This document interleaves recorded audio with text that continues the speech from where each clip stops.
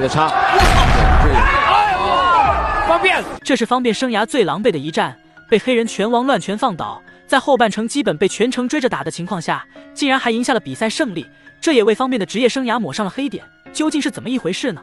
我们回到这场比赛，此战方便的对手名叫杜姆贝，他是法国的拳王，这是实实在在的拳王，国际上的名气也非常大。此战来华也是听闻方便的不败名号来华挑战， KO 率高达60%以上，而胜率高达95%以上，绝对是方便遇上最强劲的对手之一。方便赛前的压力绝对也是很大的。在比赛正式开始前，望兄弟们动动发财的小手点个赞，小编祝兄弟们发大财。比赛开始，对于方便的精彩表现，观众也是非常熟悉。杜姆贝也是世界顶尖高手，方便如何应对？后的战绩应该是59战54胜4负1平啊，35次 KO 对方，KO 率已经达到了60%。这样的一位选手的这个突然爆发力对方便来说还是挺危险的。而且他放话，他说啊，我知道方便强，但是呢，他如果不曾被 KO 过，今天就让他尝一下。每一个选手面对方便这样的对手，实际上都是很兴奋的。他们希望能踩在巨人的肩膀上，踩在前辈的肩膀上，让自己更加有所成就。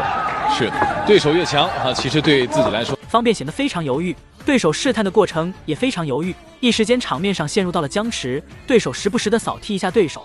而方便不甘示弱的侧踹腿进攻，这是他的拿手好戏，不仅能控制双方之间的距离，还能给予对手不小的压力。虽然说方便的后手拳很沉重，但是他的腿上功夫也绝非一般人能承受的。不过首回合的时间，两人还是打得比较谨慎，实在是太谨慎了。一旁的教练也是挥挥手，让双方打得积极一点。他的身份而下降，我们也再看一下他擂台的表现，会有一点点的分心，因为他现在是一名算是一名成功的企业家，没错。除了在擂台上争第一的之外，他在商场上他也要争第一。是，现在新武创新的团队的确是越来越出名。而且在这个新武3巨头3教练的这个帮助下呢，整个的这个训练的节奏也慢慢的有了起色。对，除了散打化的自由搏击之外，他在方便准备接腿摔，结果这一下没有成功。双方都是经验丰富的老将了，这时候的表现非常稳健，不急不躁的慢慢试探，显然还是很忌惮双方彼此的实力。只看黑人选手这个身形，就不难感受到他一定是个抗击打以及爆发力都很强的选手。头发还染成白色的，跟身上的对比也非常明显。双方很长时间都没有出动作了，即便出动作，也大多都是假动作。摇臂、前手的平弓、后腿扫踢能力，以及自己的一击必杀的能力，是在这个同行里面还是属于佼佼者。那他知道他的拳法连续性不够，是他的短板。没错。方便小心啊！一个迎击被抓到。方便再调整一下自己的状况。这一记啊，非常的险啊。对，双方其实是换了一拳，是，但是方便呢，好像受击打的效果明显一些。好，方便前手平弓2次。对。第二回合开始了，上回合基本上都是试探动作，就连试探都是很谨慎小心翼翼的，而方便就开始发力了，他是一定要拿到绝对优势的，并且一定要率先抢到比赛的主动权，一旦被对手抢占先机，那就比较危险了。之前方便在击败马库斯那场比赛中表现得非常亮眼，2回合的时间就将对手击倒很多次，最终将不可一世的马库斯 KO 了。但看这场比赛，这绝对是一场持久战。其他的国家的派别来的差，没错，这也是方便。这个裁判在看，这是滑倒还是击倒？并没有读秒。对，但方便要小心，方便要稳住阵脚，这他的拳啊，不是弱者。要警告了。他老师警告了。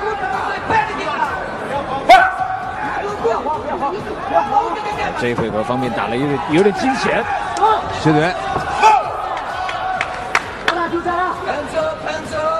双方的打击慢慢加强了很多，这时候就不能小看对手的出拳出腿了，很有杀伤力。这是在找机会想重创方便，方便重点还是拳法上的打击。这回合进行半回合的时间，也给对手不小的压力。但在双方换拳的过程中，对手出拳很快，让方便有苦难言。现在也终于意识到对手的不一般，于是之后的换拳中更加注重防守。从现在这个场上的状态看，我们看这个杜姆贝的发挥还是不错的。的确，在第2回合，杜姆贝的优势还是慢慢的建立了。方便可能不能再拼拳了，是方便的找机会。如果让老师给方便一些建议的话，你会有什么样的一个建议？如果是包边上头啊，如果是我的话啊，这个时候我认为应该避其锋芒。方便毕竟有优于对方的移动能力。对方有这个打后脑打得非常的明显，而且终于被逮到了。这一下是非常严重的击打后脑，被裁判抓个正着。而这并不是他第一次击打后脑了，只不过这次是被看到了。等两人重新调整好之后，两人都已经发出火气了。在后续的进攻中，对手更加的凶狠，方便的局势也比较危险，被对手追着打不说，还在挣脱的过程中也被对手命中很多打击。不冷静了，是方便这时候实际上避其锋芒，让对方的整个的这一回合的气势压下去以后，再从第2回合再找回来，我认为是一个更加稳妥和安全的办法。对，而且头部的防守还要注意。没错，看到方便被打穿了，前手摆拳被打穿了。实际上我们看对方这杜姆贝的这个拳的精准命中率也不是很高，对，看大部分是拿这个手臂抡在身上的。最后一回合的时间，上回合方便并不占优势，本来有一次击倒应该是被读秒的，但不知道是什么原因被读秒，这也是这场比赛争议最大的点。现在就是两人发力最关键的时刻，其实上回合对手的优势还是比较明显的。这时候方便渐渐也有些招架不住对手的进攻，这回合的时间，方便一定要小心对手的重拳重腿，因为对手一定实在寻找机会，而对手还跑在围绳边等待裁判读秒，但这一次并不是强读。手拳以后一定要记着做一个摇闪，说一定要放松，你不要着急。方便这个时候心态有一些有一点着急，手都不拿高啊，其实没有必要。方便目前还是有。后面还有机会，后面还有时间。方便如果出高腿的话，对方应该是在抓这个机会，在等。而且方便出的是侧踹啊，他不是出边腿，出边腿效果。后摆，漂亮，出击。想了很久，想到了这一招。杜姆贝的这个低位的摇臂的确是做的很多，而且很。双方近身扭打在一起，即便现在场面上方便并不占据优势，但也千万不能小瞧方便的实力，他也是在寻找重击对手的机会。他的后手重拳一直在做着准备，就等着对手出现漏洞的那一刻。但是黑人选手也并没有因为占据上风而大意，一直将自己的防守做得很到位。方便这回合加强了很多腿法上的打击，经典的下劈腿攻势，但是这在杜姆贝面前却没有明显的效果。方便一时间也比较无奈，因为打穿不了对手的防线。前后手的整个的拳法技术呢，还是以这种抡摆为主。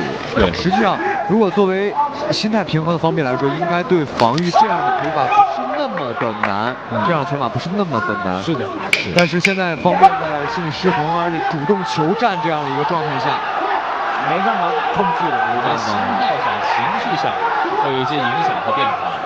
而且刚才说的杜姆贝他那个整个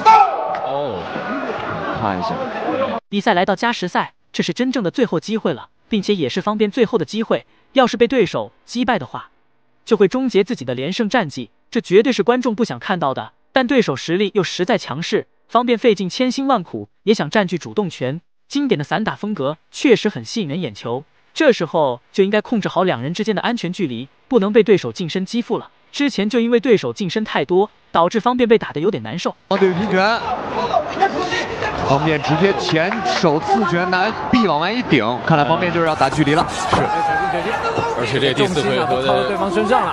把整个前冲都冲过去，这样会很危险。方便现在还是在打游移，我们非常希望方便，我觉得方便3回合打完，整个的情绪也冷静下来了。对，所以这一回合应该说呢有所调整，而且呢非常重要。而且方便做了很多后摆踢啊，就是后摆。方便又是前刺拳进攻，这回合方便表现还是非常亮眼的，抓住很多打击的机会，并且落点也很准，没有给对手太多打击自己的机会。腿法上也是精准打在对手的身上，这回合终于将局势扳回来了，至少场面上没有那么难看。是，一直在跟裁判在卖萌，对，没事就跑到这摆脚那边耍个宝啊，这个方便啊，好险啊！刚才方便低头的时候，对方用了一个下抛拳啊，这个是照着后脑勺过来的，对方上高，方便用了一个这个我们传统武术里边的这个小扣腿啊，对，往后面一点，再一靠，哎，10秒，时间快到了，方便有没有机会？再来一下，方便，对啊，你不要让。最终裁判还是判方便获胜。之后方便也是承认了自己输掉了这场比赛。大家是如何看待本场比赛的呢？欢迎在评论区留言讨论。本期视频就到这里，点关注不迷路，下期视频更精彩哦。